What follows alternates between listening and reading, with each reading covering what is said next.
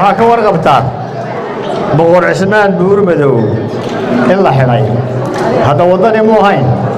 وضياشي كل بيه والله بدناه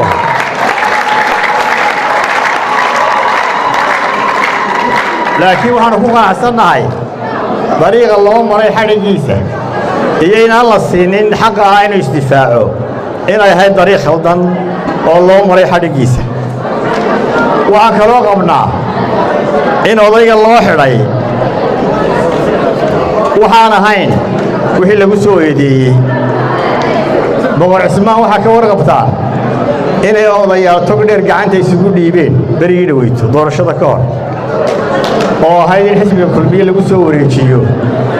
oo Muuse soo wareejiyo doorashada kadib waxaanu qabnaa in arinta boqorku u xiran yahay aanay ahayn safarku ku tagay Puntland boqorka iyo madaxweynuhu ka weyslo ogaayay boqorka sheegay oo yiri madaxweynaha ay diray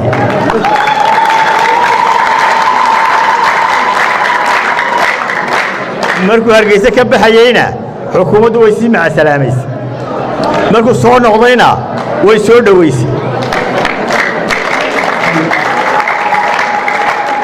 haddana isagoo dheer joogaa la qabto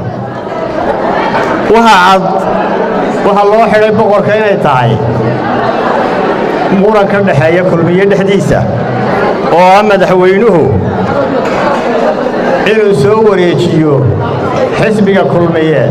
sidii odayaashu halkan gacanta isugu dhiibeen arintaas uu xiran yahay boqor